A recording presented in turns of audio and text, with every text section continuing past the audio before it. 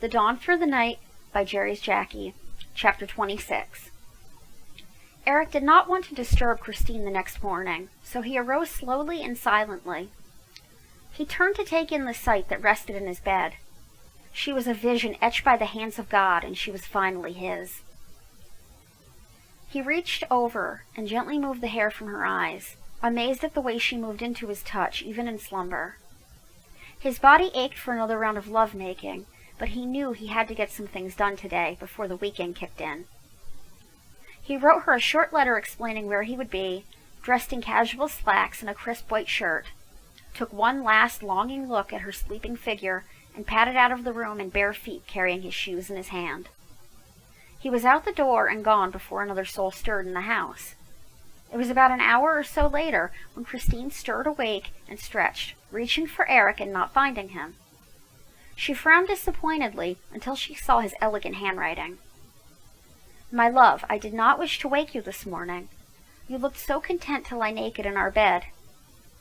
There are no words to describe adequately what last night meant to me, so I will not even try. I've gone to secure our train and boat tickets for our honeymoon in Greece. You will find a sufficient amount of money lying on top of the dresser for your trip to the dressmaker today. We can also increase your wardrobe in Greece. Have a delightful time. I'm sure if you ask my mother, Brigitte, and Grace, they will be more than happy to accompany you. Loving you, Eric." She smiled as she remembered their passionate display and announcement of their love last night. She never dreamt that it could be that way, but Eric had made it a reality. She swept out of bed and dressed quickly, headed downstairs and ate a banana for breakfast. Brigitte and Madeline were due in a half hour, and she had a feeling they would want to know about her and Eric. Grace came bounding down the stairs, and Christine could only smile at the girl's bouncing curly head. "Good morning, Grace." Grace smiled up at Christine and gave her a hug around the waist. "Good morning, Mama." "I have some shopping to do today. Would you like to come with me?" Christine noticed the little girl's face light up with joy. Shopping was one of Grace's favorite things to do.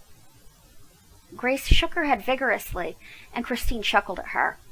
They both heard the door knocker and walked to answer it together. "Well, hello, Grace," Madeline said as she knelt in front of the girl to give her a deep hug.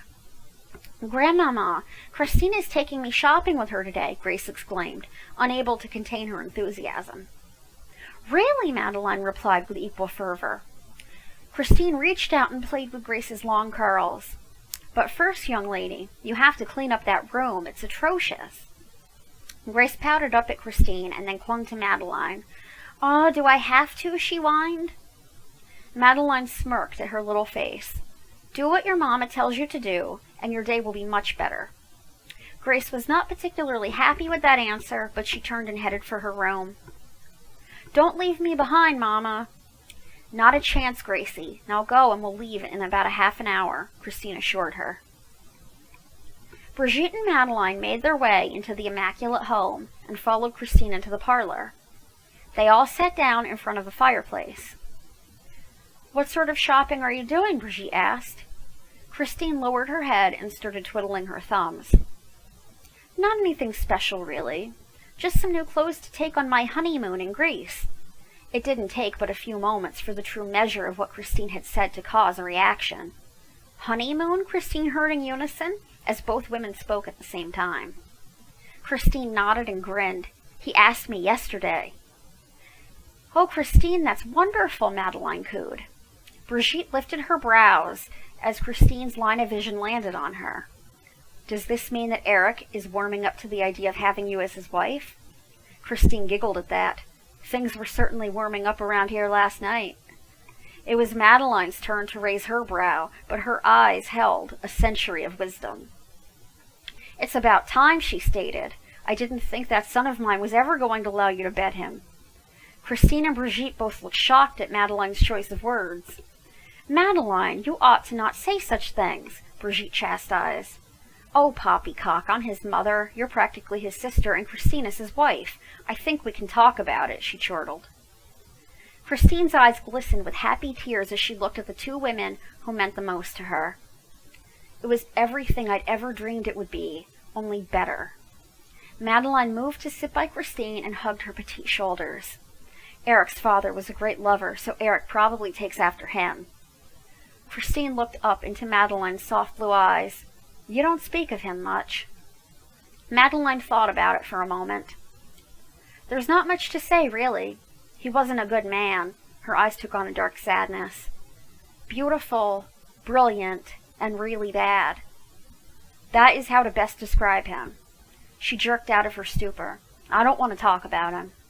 Madeline looked directly at Christine and then looked at Brigitte. Both women turned their heads and looked at Christine expectantly. Christine smiled and shook her head. I am not telling my adoptive mother and my mother-in-law about the details of my love life, she emphasized. You don't have to, dear. It's written all over your face, Madeline pointed out. I suppose it's safe to say that the marriage can no longer be annulled? Christine blushed, and that was followed by a fit of laughter. The day passed rather quickly for Christine and her entourage. They purchased 5 gowns, 3 casual day dresses of equal beauty, 6 pairs of shoes, garters, hats, stockings, pantaloons, scarves, gloves, everything they could think of. Christine couldn't remember having a more enjoyable shopping trip. They headed home at 4:30 and were able to get all the items carried in before the rain started coming down. Eric wasn't home yet, which caused a little uneasiness in the pit of Christine's stomach. He had known that his mother and Brigitte were coming over, and had indicated he needed to talk to them about watching Grace while they were gone. She missed him dreadfully and was anxious to see him again. She pushed aside her anxiousness and concentrated on organizing for the trip. This was going to be so wonderful. To be continued.